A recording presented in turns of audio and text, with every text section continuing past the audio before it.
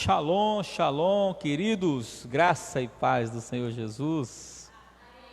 Bem-vindo ao nosso ruminando presencial da matéria intercessão profética. Entrando aí um minutinho do horário marcado para a gente poder testar o nosso som para ver que está tudo ok, para que a gente não tenha problemas com a nossa transmissão. Auxiliando aqui, Diego Torres. Tudo ok, Diego Torres? Tudo ok? Como é que está aí o seu áudio? Aqui no meu aparelho tá ótimo, né? Então, beleza. Todos os nossos queridos que vão nos acompanhar hoje pela internet, nós vamos estar falando sobre intercessão, esse tema tão importante na vida da igreja, e aprender sobre esse tema. Queria que a gente orasse antes da gente dar início a essa aula. Senhor Jesus, nós nos rendemos a Ti nessa noite, a Tua autoridade, que a Tua palavra venha sobre nós com ensinamento de justiça, tanto para aqueles que estão aqui, quanto para aqueles que estão em casa, que o Senhor possa trazer a direção daquilo que nós vamos aprender, ouvir, e que possamos crescer, que esse conteúdo possa gerar no coração das pessoas que vão assistir o desejo de buscar mais, de orar mais, de viver a Tua palavra de maneira mais intensa. Nos rendemos a Ti nessa hora, nos rendemos ao Teu amor, à Tua graça, e te pedimos que o Teu Espírito Santo possa manifestar a Tua vontade nessa noite, em nossas vidas, em nosso coração, cumprindo o Teu querer, o Teu propósito, porque Tu és santo, e nós somos Teus filhos. Queremos Te honrar nessa noite, queremos Te glorificar, em nome de Jesus, amém. Amém?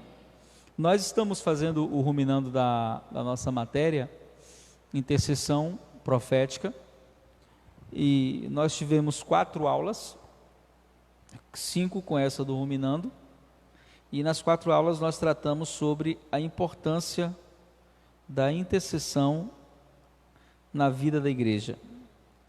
A gente vai falar um pouquinho de cada aula que a gente deu, para que a gente possa relembrar. Nós começamos com uma aula muito simples, que foi o ABC da intercessão, e nessa aula nós falamos sobre os passos iniciais da intercessão. É interessante porque as pessoas, por mais que desejem orar, elas têm muitos argumentos para não orar. Isso é fato, né? A gente falou um pouquinho nessa aula que muita gente não ora porque acredita que não sabe orar. E a grande verdade bíblica é que ninguém sabe orar como convém. Paulo vai falar em Romanos que nós não sabemos orar como convém, mas o Espírito Santo intercede por nós com gemidos inexprimíveis, nos ensinando que não é a sabedoria das palavras que define a oração como algo poderoso, nem tampouco nós termos um intelecto apurado para dizer, olha, você tem que falar com Deus assim, assim, assim, assim. Porque na verdade, Deus não se impressiona com palavras bonitas. O que chama a atenção do coração de Deus é um coração quebrantado. Mas existe algumas maneiras, né, que a gente pode orar, que vai nos trazer resposta de maneira mais eficaz. Então não são regras, mas são princípios que a gente pode usar na nossa vida de oração, e usando esses princípios, usando esses fundamentos, a nossa vida de oração ela pode ter respostas mais rápidas. E aí nós falamos sobre 3 maneiras, né, da gente se achegar diante de Deus. A primeira delas é tendo Deus como centro da nossa oração. E Deus como centro da nossa oração, nós entendemos que é o passo inicial da oração. Então nós centramos com ações de graças, oração, louvor, adoração, E nós falamos muito sobre a importância disso, né, do reconhecimento da presença.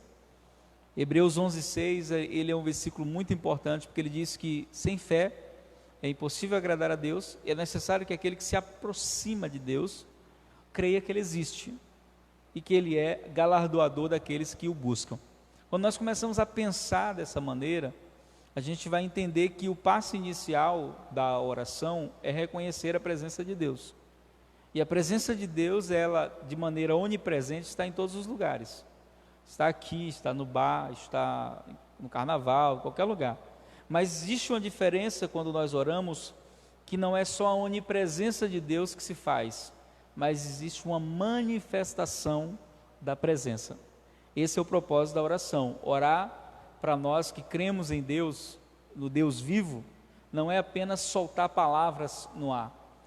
Não é fazer o que Jesus chamou de meras repetições, mas é entender que existe um Deus que ouve aquilo que a gente fala. Por isso é muito importante nós aprendermos a nos achegar a Ele da maneira certa.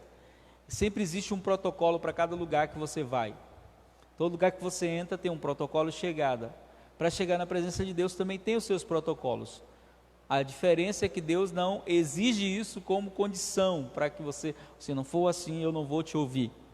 Na verdade, esses protocolos eles vão sendo manifestos às vezes sem a pessoa nunca ter ouvido falar sobre isso, né? Mas tem muita gente que não sabe o poder da ação de graças, né? Chegar diante de Deus agradecido, com o coração agradecido. Então a gente falou de Deus como centro das nossas orações, nós falamos de nós mesmos como centro das nossas orações, que é quando você pede algo a Deus, quando você se consagra, quando você faz a oração de entrega, quando você se coloca diante de Deus e ali naquela oração você se rende diante de Deus. E isso é muito importante porque existe um momento da nossa vida em que nós precisamos decidir, a gente falou sobre isso, a gente precisa tomar decisão, precisa fazer alguma coisa, e o passo inicial é saber se é chegar diante de Deus e orar. Falamos das outras pessoas como centro das nossas orações, que é quando nós chegamos até Deus e vamos interceder. Aqui se aplica a palavra de maneira mais exata, né? Interceder é se colocar diante de Deus por alguém, ou em favor de alguém. E aí nessa modalidade de intercessão nós temos várias formas de fazê-lo. Uma é chamando o nome da pessoa, orando, colocando o nome da pessoa, falando com Deus sobre aquela pessoa, e isso traz resposta. Falamos também que existe formas de oração. A oração particular, que é quando você entra no secreto com Deus, você vai para o seu lugar secreto com Deus e ali você fica sós com Deus. A oração de concordância, que é quando você concorda com mais alguém, mais um irmão. Se dois concordarem na terra, será ligado nos céus. A oração de clamor, ou oração coletiva, que é quando a igreja ora. Existe uma diferença aí entre essas duas modalidades, né? A oração de concordância, eu posso orar eu e mais uma pessoa. A oração de clamor, a oração coletiva, é quando a igreja se coloca na posição de clamar. E eu me lembro que na aula que eu dei sobre essa matéria, nós contamos um testemunho de uma experiência que tivemos de uma das crianças da igreja que estava no hospital, e Deus nos levou a fazer uma oração coletiva, a levantar um clamor, e quando nós fizemos isso, aquela criança foi tirada do hospital pelo poder da oração da igreja. E falamos que Jesus é o nosso maior exemplo de oração. E é interessante pensar dessa maneira, porque Jesus ele tinha uma estreita relação com Deus. Como filho de Deus, ele viveu uma vida que honrava o Pai. Mas o que mais chama a atenção na vida de Jesus é o fato de que Jesus era um homem de oração. Várias passagens bíblicas vão mostrar que Jesus ele orava. Uma delas, Marcos capítulo 1, versículo 35, que diz que Jesus se levantava cedo, ia para os lugares desertos e ali falava com Deus, ali falava com o Pai. Essa manifestação de intimidade na vida de Jesus, ela é interessante porque Jesus sempre dependeu de Deus, e essa dependência era revelada por meio da oração. Nós falamos nessa aula também que a oração precisa voltar a ser o nosso recurso primário. Na vida de muitas pessoas não é mais, elas deixam para orar só quando a corda está estourando, só quando não dá mais. E nós falamos de alguns aspectos da oração bem-sucedida, ou seja, o que eu posso usar, o que eu posso fazer como discípulo de Jesus, que pode fazer com que a minha oração seja atendida mais rápido. A primeira delas é entender que eu devo orar ao Pai usando o nome de Jesus. O nome de Jesus é a chave que abre todas as portas. O nome de Jesus é o que me dá autoridade para chegar diante do Pai. Crer que Deus responde à minha oração, perdoar as pessoas que me ofendem. Toda falta de perdão impede as respostas de Deus. Isso aqui é um ponto muito importante, principalmente para quem não está mais no nível da oração apenas, né? Quem entrou no nível da intercessão. Entender que um coração ferido, um coração machucado vai travar as orações. É preciso ter um coração que perdoa. É preciso se colocar diante de Deus e perdoar.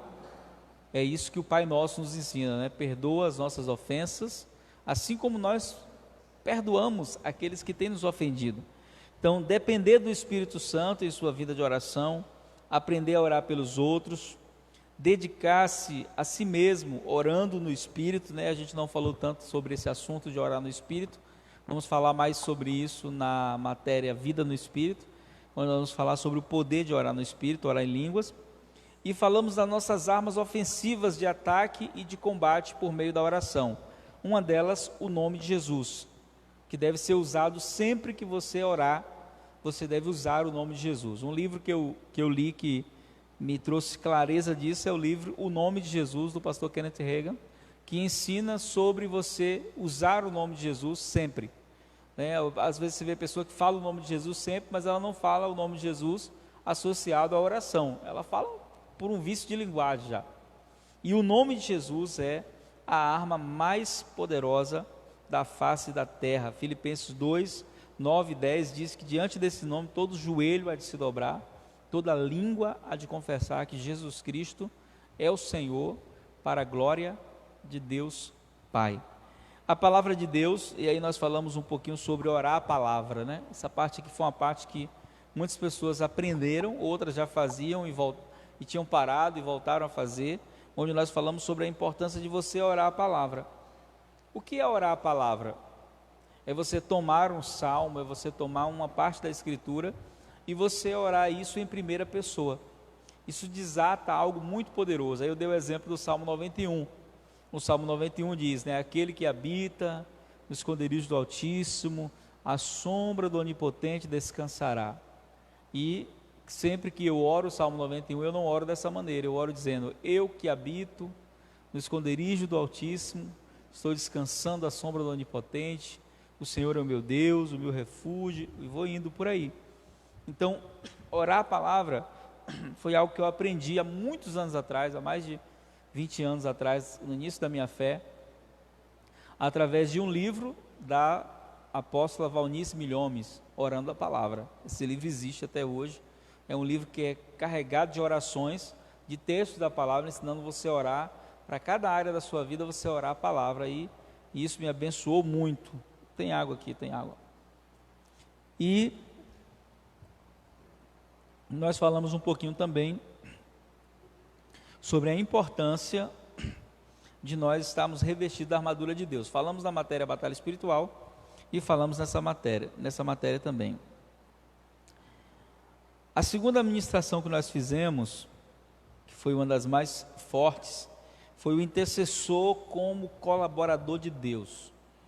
E alguns dos testemunhos das pessoas do grupo da escola foi que gostaram muito dessa expressão, né? Eu sou um colaborador de Deus, é o que Paulo diz que nós somos. Ele diz que nós somos cooperadores, né? Que é o mesmo significado, colaboradores. E aqui nós aprendemos uma lição importantíssima sobre oração. Que lição foi essa? Deus não faz nada na terra sem passar por mim, sem passar por você. Ezequiel 22:30 diz assim, eu busquei dentre eles um homem que estivesse na brecha pela cidade. Como eu não encontrei nenhum homem, eu vou destruir a cidade. E é interessante nós pensarmos dessa maneira, né? Que antes da criação do homem, Deus foi fazendo tudo. Haja isso, haja aquilo. Mas depois que Deus cria o homem, Deus não faz mais nada só. Tudo que Deus faz é compartilhado com o homem. E nessa matéria nós falamos muito sobre a gênese da oração. Isso é muito interessante, né? Porque uma das perguntas que as pessoas fazem sobre oração, que acho que é uma pergunta até óbvia, mas que nem sempre tem o entendimento correto, as pessoas perguntam: se Deus já sabe de tudo, se Ele é conhecedor do pensamento antes mesmo que ele venha à minha mente, por que que eu preciso orar? Interessante, né? Alguém já pensou assim ou só eu? Eu já pensei isso. E quando eu comecei a estudar sobre oração, eu li um livro em espanhol do Dr. Miles, não tinha ainda em português, acho que eu já deve ter, que ele falava sobre oração. E em um capítulo ele chegou a falar sobre a gênese da oração. E é interessante porque eu já tinha o entendimento que ele fala no livro, mas eu nunca tinha ouvido ninguém falar sobre isso.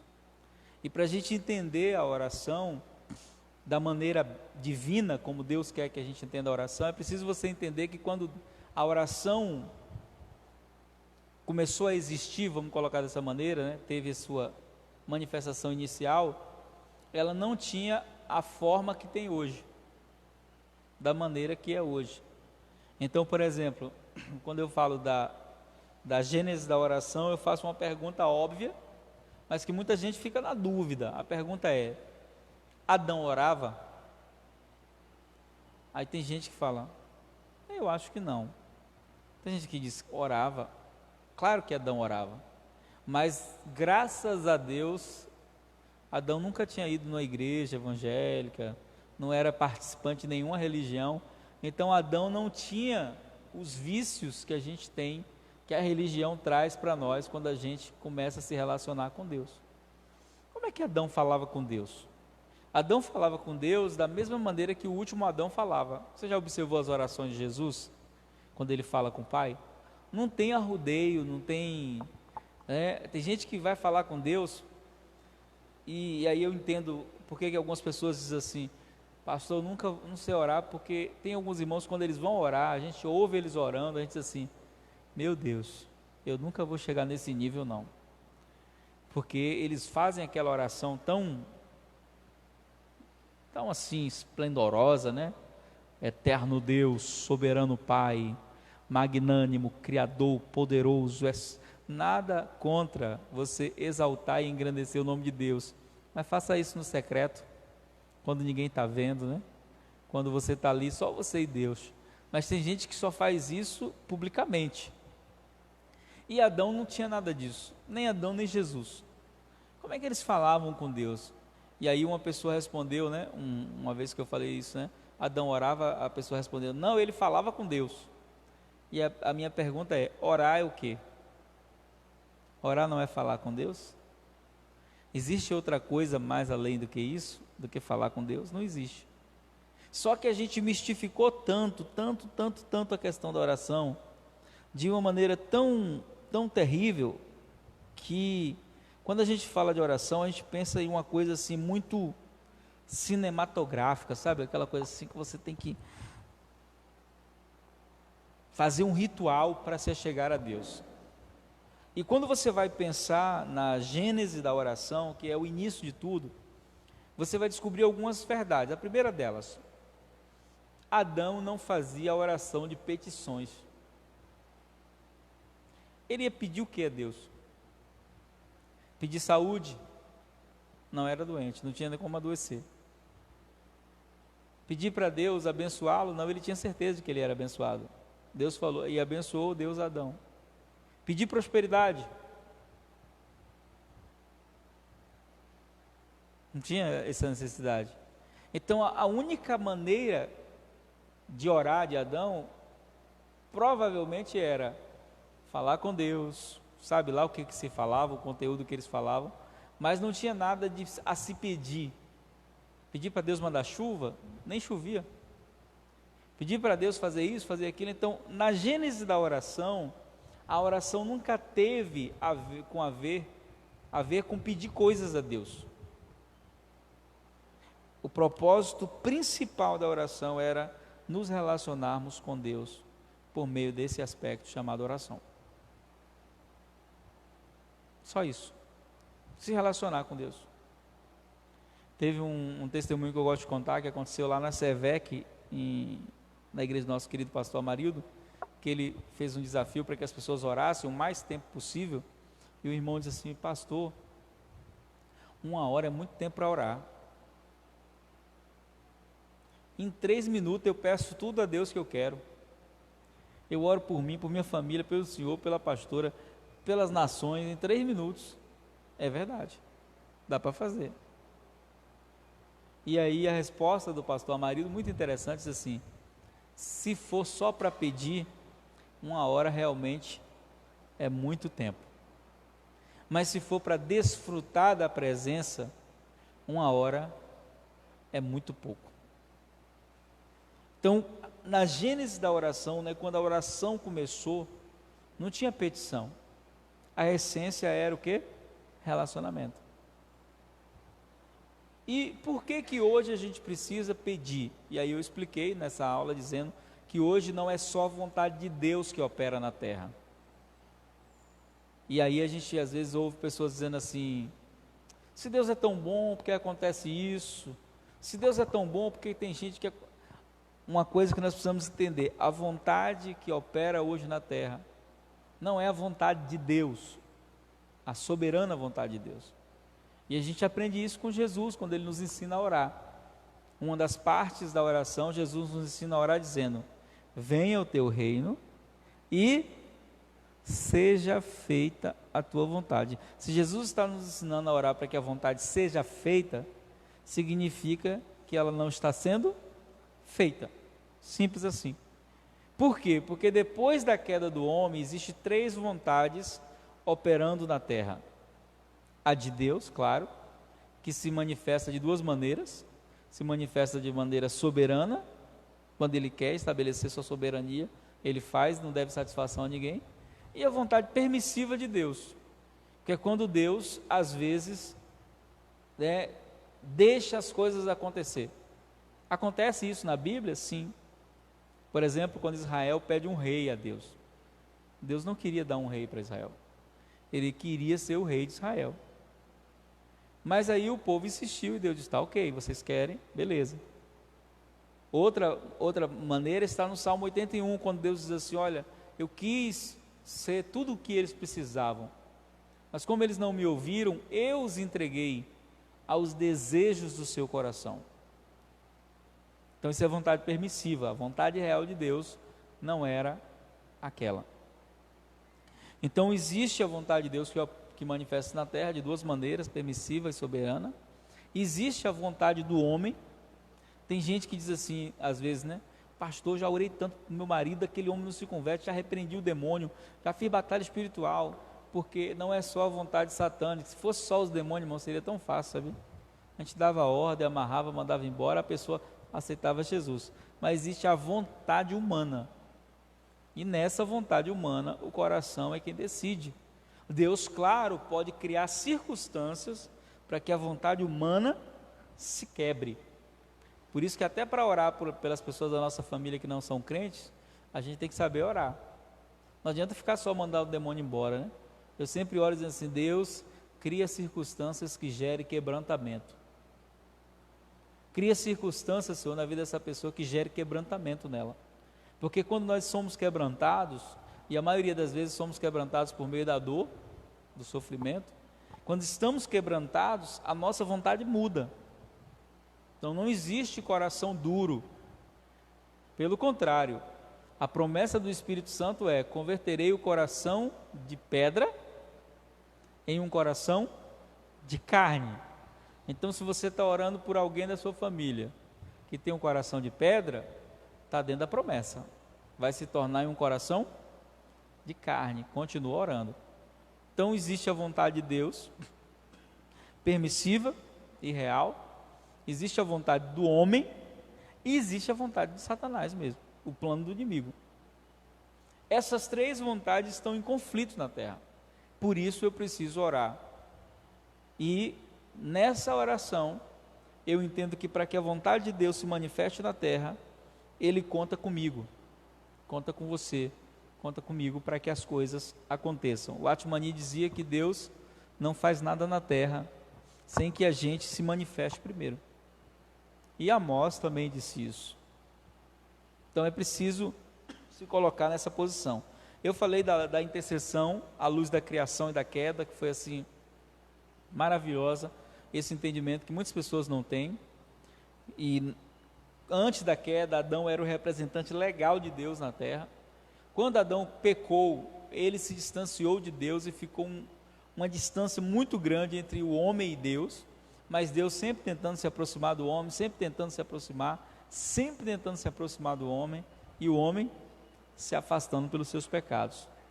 A religião foi a maneira que o homem encontrou para tentar se reconectar com Deus. A palavra religião no latim é religai, tentar consertar o que se quebrou. Mas a religião nenhuma consegue reconectar o homem com Deus, por mais que tente. A distância é muito grande. Nenhum rito, nenhuma paga, nada que se faça vai conseguir reconectar o homem com Deus. Então Deus envia Jesus como nosso intercessor. E aí eu expliquei na aula que Cristo como nosso intercessor não significa que Ele está no céu, à destra do Pai, orando por nós. Não é assim que funciona, né? Jesus está lá e olha para Gabriel e diz: ô Senhor, está ali teu filho sofrendo, eu morri por ele já paguei o preço por ele, não deixa ele sofrer não tem nada a ver isso. A intercessão de Jesus não é uma oração que ele faz, a intercessão de Jesus é algo que ele já fez. O que Jesus fez? Jesus colocou uma mão em Deus, uma mão na humanidade e consertou o que havia sido quebrado. Então Jesus não está no céu falando com Deus por mim, Jesus está no céu me dando o direito novamente de falar face a face com o Pai. Eu posso entrar por meio do sangue dele, e aí a verdade é que como meu intercessor, ele não somente está entre eu e Deus, ele está entre eu e Satanás também. Entre eu e Satanás está Jesus. Quando o inimigo hoje olha para você, ele tem que ver você marcado com o sangue de Jesus, e essa marca do sangue de Jesus é o que te dá liberdade, é o que te dá vitória, é o que te dá direito. Então Jesus, o nosso intercessor. Falamos sobre a intercessão como uma missão da igreja, né? Isso é muito importante. A igreja pode mudar o destino de uma nação. A igreja pode mudar o destino de uma cidade. A igreja pode mudar o destino de um bairro, de uma rua. Tudo por meio da oração. Nós já vimos isso acontecer várias vezes. Fizemos parte, tanto eu quanto Rose, de movimentos de oração que tinham transformado nações, como o Transform World, que é liderado pelo querido pastor George Worth. E esse ministério se dedicou a encontrar lugares de avivamento, lugares onde a oração mudou a realidade. E aí nós explicamos um princípio muito simples. Foi quando eu contei aqui o testemunho da nossa querida irmã Arabella, né, que fez aquela abaixo-assinada, levou diante de Deus e conseguiu vitória na sua rua. Então Satanás só age até onde a igreja permite. Nós estamos tendo uma experiência nesse exato momento, né, que a gente está gravando. Nós estamos há 8 dias, né, 8 dias quase, 10 dias do início do projeto espiritual de Salvador. O que é o projeto espiritual?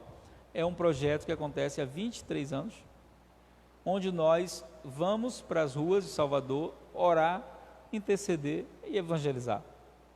Dia 20 nós teremos o culto da igreja na cidade, que vai ser lá na primeira igreja do Brasil. Aí você que está assistindo, que é de Salvador, é convidado para estar com a gente nesses dias.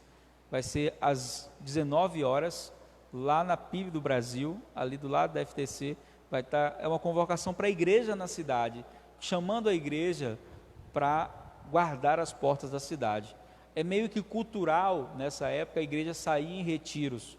Eu até entendo a visão, né, de preservar aqueles que são novos, que ainda não têm condição de ficar na cidade. Beleza, eu entendo essa parte. Mas o problema não é esses que são novos, né? O problema é que às vezes nós que somos crentes há muito tempo, abandonamos a cidade, saímos da cidade, entregamos a cidade na mão do Mamon, né, que é entregue a chave da cidade na mão do rei Momo, que nada mais é do que Mamon, né? Tem que ser uma pessoa gorda, aquela coisa toda, né, que eles fazem, como se fosse alguém que desfrutasse da glutonaria e de tudo.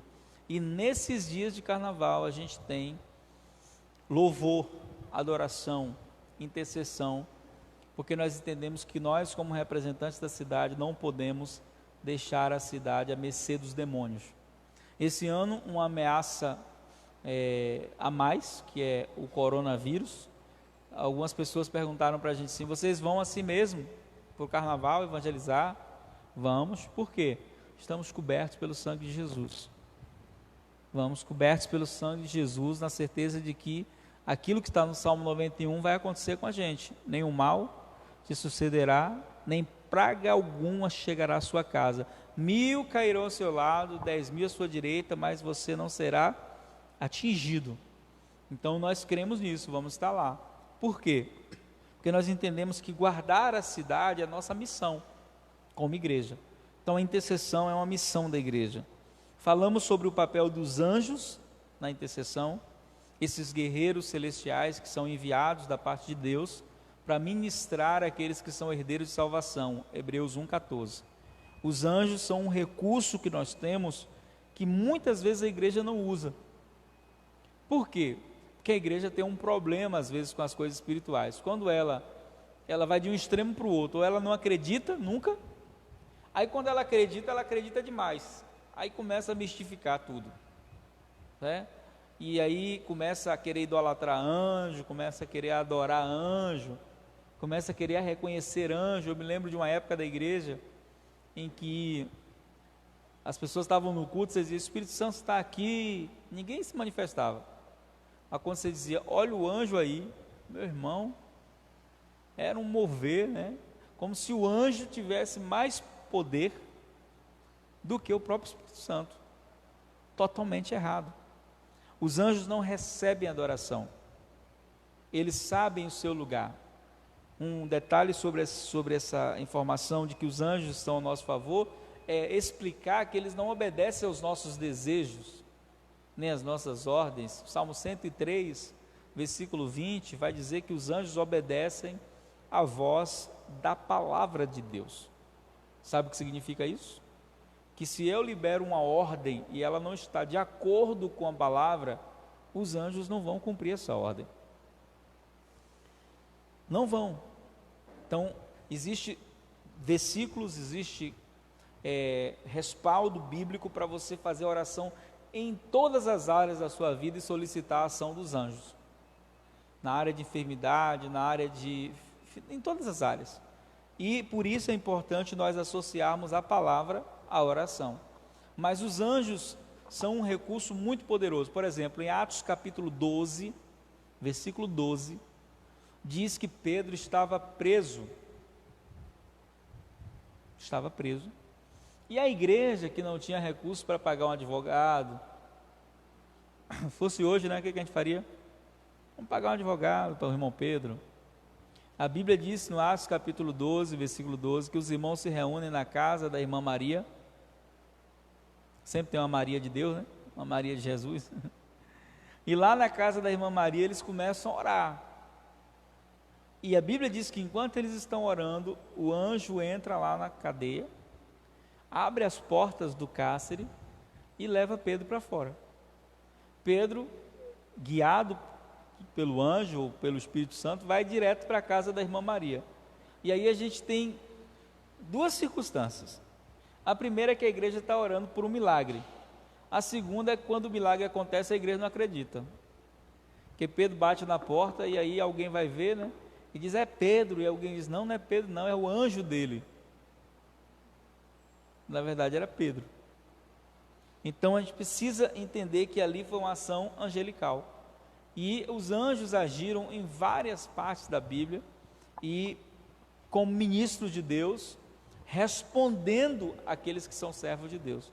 Então por que Deus colocou os anjos ao nosso favor para orar? Porque nós somos limitados ao tempo e ao espaço.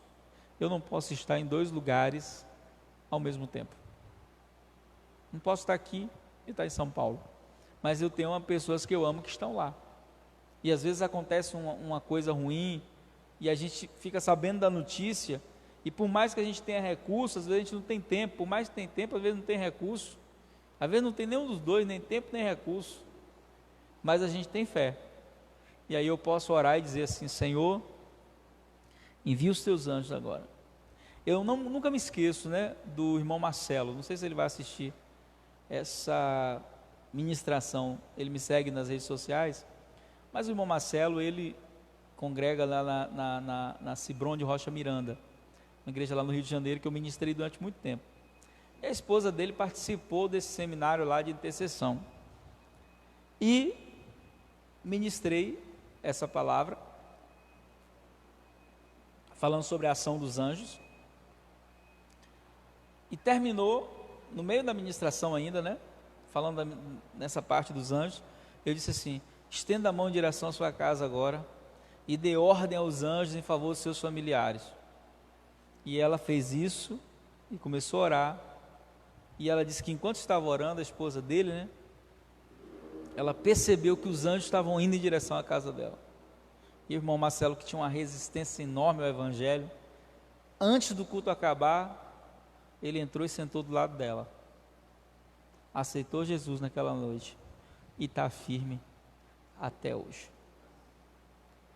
Então, houve uma guerra no mundo espiritual ali, e esses guerreiros celestiais, eles agiram. Tem um livro, eu até comecei a gravar esse livro, é um livro que eu amo muito, né? Que na verdade não é um livro de doutrinas bíblicas, é um romance cristão, escrito por um autor chamado Frank Peretti, e esse livro se chama Este Mundo Tenebroso.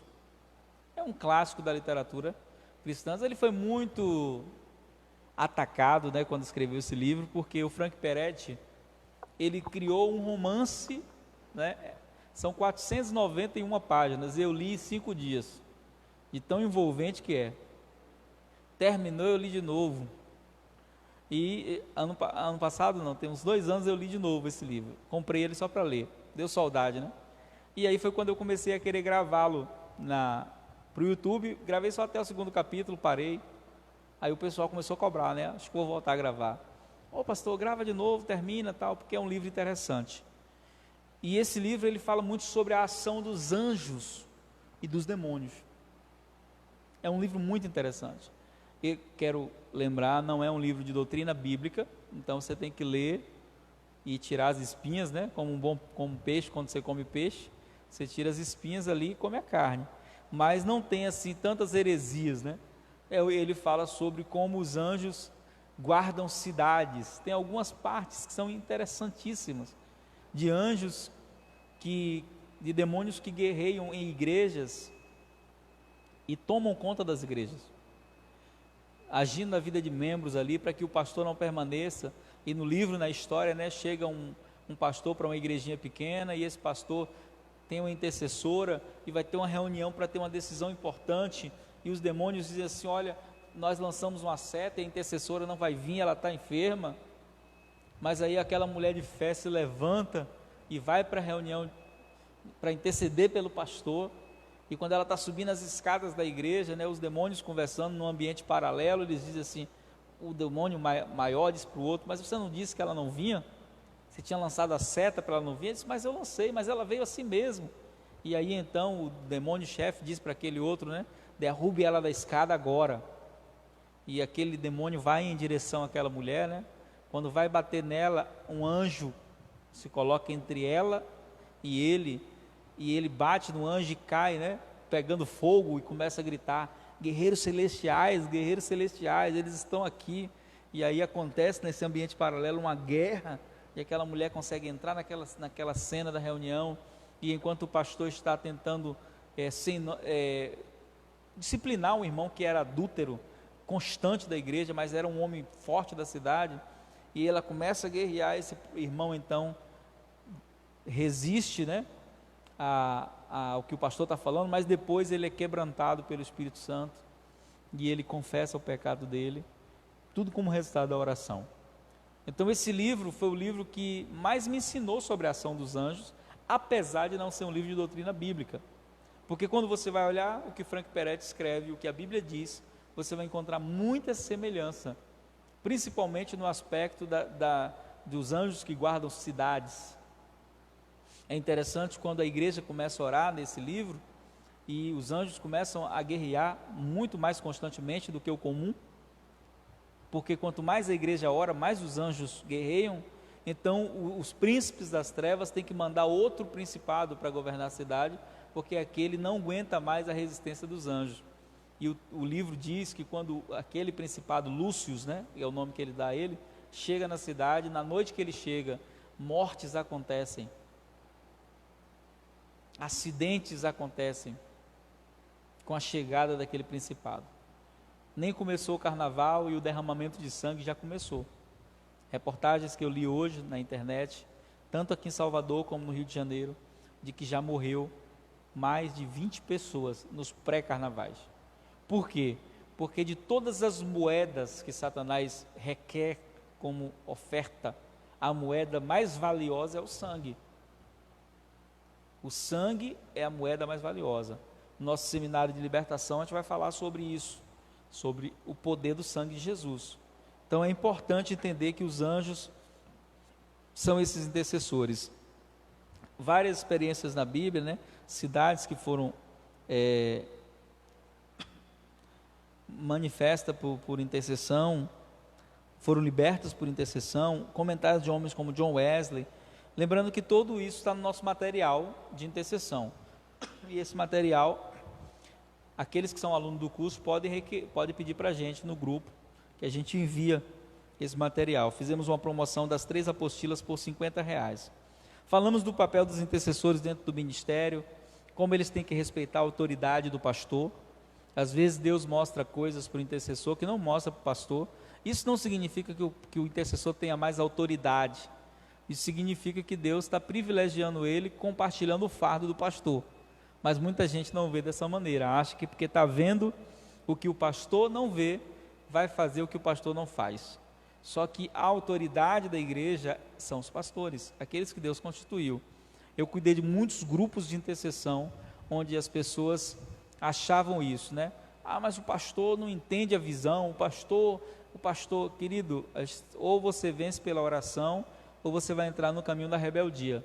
E eu falei isso no seminário de batalha espiritual, que o espírito de Jezabel, ele seduz intercessores e profetas, tentando colocá-los contra a autoridade sobre eles e criar o seu grupinho manipulando pessoas. Então é importante nós entendermos que nós temos que nos submeter. Falei que podemos fazer história com Deus por meio da intercessão e contei aqui alguns testemunhos de histórias modernas, você pode revisar também assistindo às aulas. Falei dos tipos de intercessores, os perigos na vida dos intercessores, né? Que era fofoca, o orgulho, o exibicionismo. Alguns intercessores dizem assim, o ministério de intercessão é o ministério mais importante da igreja. Não tem o ministério mais importante da igreja. O ministério mais importante da igreja é o ministério do Espírito Santo. Os outros são necessários. Assim como a intercessão é necessária, a adoração, que não é ministério, mas são serviços locais, né? Essas funcionalidades, seja intercessão, adoração, elas são necessárias na igreja, mas elas não são a mais importante. A mais importante é a ação do Espírito Santo. E a nossa última aula, que foi o interceder a ouvir Deus. Falei que nós vamos ter no dia 28 de março, né, no final do mês de março, nós vamos ter o treinamento profético exclusivo sobre esse tema, ensinando as pessoas a ouvirem a voz de Deus. Como é que eu ouço a voz de Deus? É interessante porque nesse treinamento nós ensinamos que a maneira como Deus fala comigo pode não ser a maneira como Deus fala com você. Tem pessoas que são mais sensitivas, tem pessoas que são mais auditivas, tem pessoas que são mais visuais. Então cada pessoa Deus fala de uma maneira. Tem pessoas que ouvem Deus diretamente, né, no seu espírito. Como é que isso é possível? Eu me lembro que quando eu comecei a estudar sobre isso, sobre ouvir a voz de Deus, eu desenvolvi uma disciplina, apesar de ser uma pessoa que era muito indisciplinada, porque eu queria alinhar a minha mente, o meu coração, a voz de Deus. E eu creio piamente que existe uma sintonia no nosso coração, no nosso espírito, assim como o rádio tem a sintonia certa para que ele se faça ouvir. A voz de Deus tem um lugar onde ela fala em nosso espírito. E nesse seminário, nesse treinamento do dia 28, a gente vai estar ensinando como você, né, sintonizar o rádio aí, né, para pegar a voz de Deus. As ondas sonoras da voz do Pai. Como é que você identifica isso, né? Às vezes as pessoas me perguntam assim: pastor, como é que você sabe que é Deus falando? E às vezes as respostas, elas não trilham o caminho da lógica, né? Você diz: eu sei que é Deus falando por isso, por isso, por isso.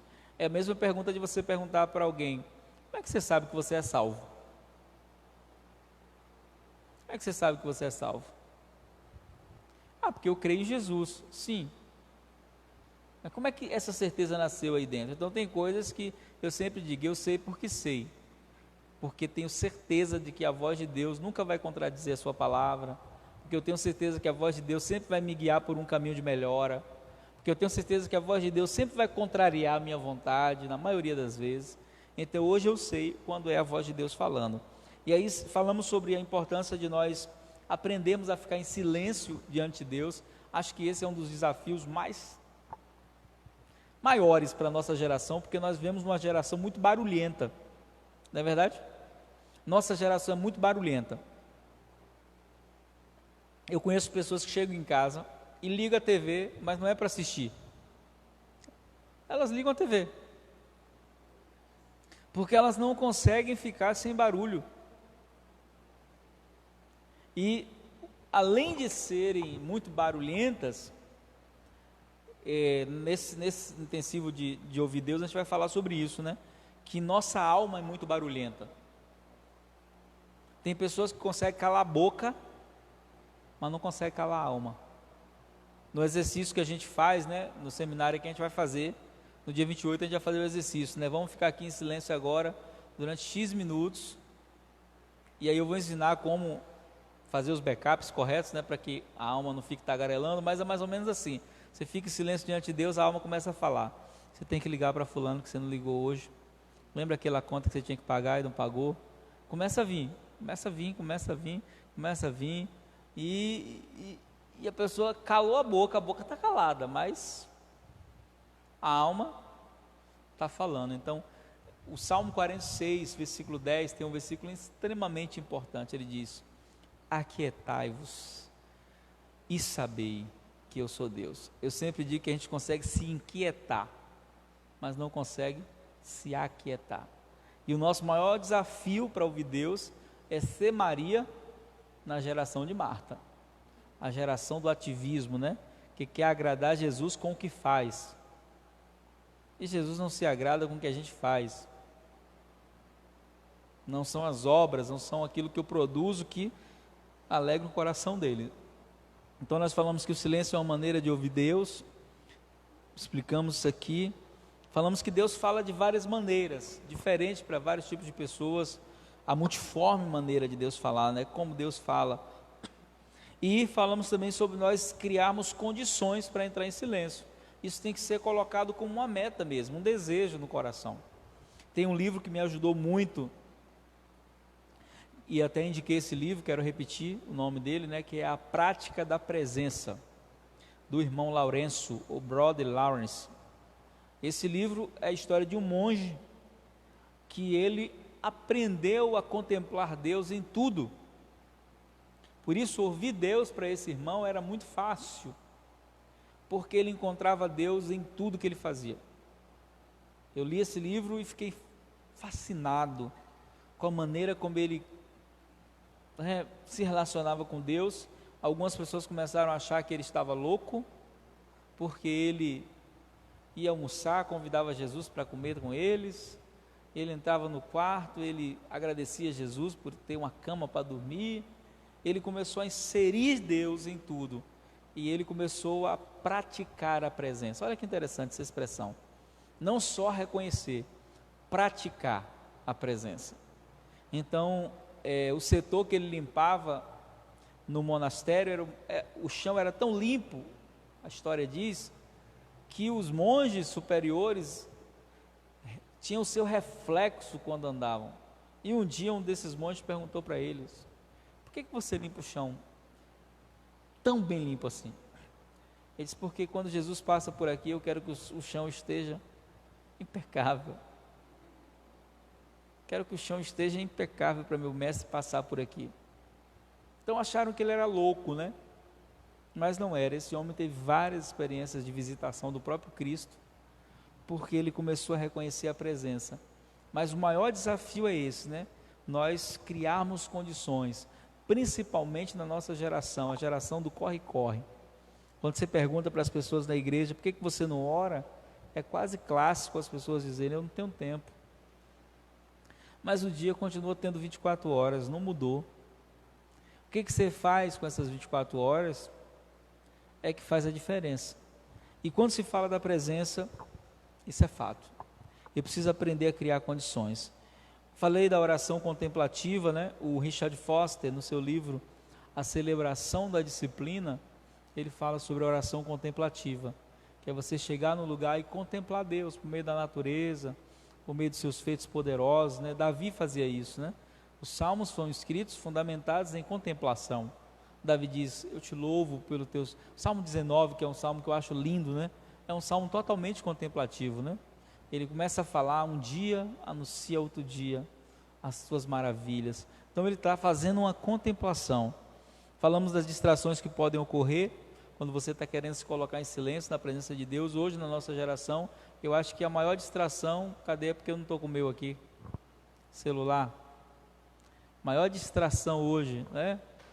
No momento de contemplação, é isso aqui. Até no culto, hoje, né? Algumas pessoas estão ali, mas estão conectados nas redes sociais, infelizmente. Então isso aqui, hoje, impede muita gente, obrigado Gabriel, de se conectar com Deus, de ficar sós com Deus. Então, entrou, né, para ficar sós com Deus, bota no modo avião, né? E entra, voa nas asas do Espírito. Esquece, porque senão, né, nós estamos tão condicionados. Meu celular não, porque meu celular é 99% do tempo no silencioso. Então não escuto os alertas. O único alerta que eu escuto no meu celular é despertador. Só. Então não tem... Manda mensagem para mim, eu só vejo se eu olhar. Não tem, né? Às vezes quando eu uso o som do alerta do iPhone, que eu lembro que tem um iPhone. Mas eu ouço no som do celular de outra pessoa. Eu digo: isso aí é... Porque eu não lembro mais, eu deixei no silencioso. Mas tem gente que está ali orando, e aí começa a chegar a mensagem. E ele não consegue se manter ali na presença, ele deixa com que aquilo roube ele da presença, né? Falei sobre as condições que a gente tem que se colocar quando vai diante de Deus, sobre o silêncio, a consciência da presença. Obrigado.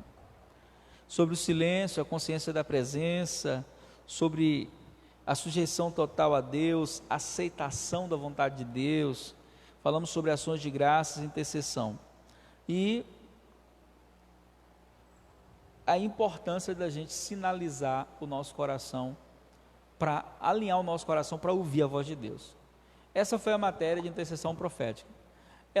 A gente não deu todas as aulas que tem no material, até porque essa modalidade que nós estamos fazendo da escola é uma modalidade grátis. Então a gente escolheu 3 aulas, a matéria toda tem 6 aulas, então nós escolhemos 3 apenas, faltou 3, e essas 3 nós damos no curso completo que nós damos, que estamos gravando para disponibilizar na Hotmart. Então lá nesse pacote completo, né, que é o curso na íntegra, tanto as aulas que a gente deu agora, quanto as que não foram dadas, elas são muito mais robustas, é um conteúdo muito mais explicado, mais massivo, que vai treinar as pessoas com outras dicas, para que a pessoa possa exercer esse papel de autoridade.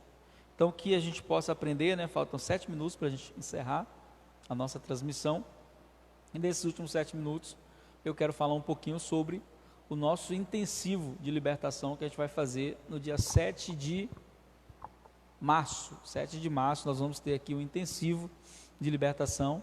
As inscrições já estão abertas, a gente já está rodando o vídeo no grupo da escola, nas redes sociais, e aí você que está na escola, você que faz parte do curso, divulga aí, mesmo se você não está em Salvador, né? Talvez você tenha alguém que você conheça aqui, e nós já temos algumas pessoas inscritas para o nosso intensivo. Qual é a ideia? A ideia é que seja uma aula teórica, a gente vai ter pela manhã um período bem teórico, onde a gente vai falar um pouquinho, e mais na parte da tarde nós vamos tirar um tempo para ministrar as pessoas que virão para o intensivo. Então, as pessoas que virão para o intensivo, que sentem necessidade de libertação, claro que a gente não vai ministrar todo mundo que vir, né? A gente vai olhar e vai ver os casos que a gente perceber que é mais urgente, a gente vai ter um tempo onde a gente vai dar para que as pessoas peçam ajuda, né? Olha, eu preciso ser ministrado, tem urgência, por conta disso, disso e disso. A gente vai analisar com o nosso conselho de ministros e vai escolher algumas pessoas para que a gente possa ministrar essas pessoas. Então, a gente vai falar sobre libertação em todas as áreas, financeira, espiritual, sexual, na área de relacionamento. Vamos falar sobre as ações demoníacas, como fazer mapeamento, como ajudar pessoas, como ministrar, né? Como fazer desligamento espiritual, como quebrar vínculos, alianças que foram estabelecidas. E dia 7, a gente começa às 9 horas da manhã, e a ideia é terminar às 16 horas. Mas aí fica por conta do Espírito Santo, né? Se for às 16, amém. Se não, glória a Deus, a gente vai até o momento que der e segue em frente. Amém? Nós vamos encerrar a nossa transmissão orando nessa noite. Quero que você fique de pé. A gente vai estar orando, agradecendo a Deus por esse tempo. Thaís chegou, né, Thaís? Não amém, mas chegou. Glória a Deus. Ganhou o prêmio, né? Thaís foi uma das que assinou a lista de presença. E o presente é o material, né? A gente está dando o material de presente para as primeiras 10 pessoas que confirmam presença. Na matéria libertação, nós não vamos ter o ruminando presencial. Por que não? Porque a gente já vai ter o intensivo aqui, dia 7. Então, o ruminando da matéria libertação vai ser pela internet mesmo. Mas as outras matérias a gente vai fazer o ruminando presencial. Vamos orar? Pai, nós queremos te agradecer nessa noite pela tua presença, pelo tempo de aprendizado da tua palavra. Ela é a verdade que liberta, ela é a verdade que transforma. E nós queremos te honrar nessa hora pela tua palavra, te pedir que ela possa criar raízes em nosso coração e que nós possamos experimentar da tua palavra para viver a verdade do teu evangelho. Eu oro por cada discípulo do Senhor que está aqui, aqueles que vão assistir essa aula depois, que o Senhor possa inclinar o coração deles para a tua presença, que eles possam se sujeitar a ti, que eles possam se achegar a ti, que eles possam se render a ti em um momento mais profundo de oração.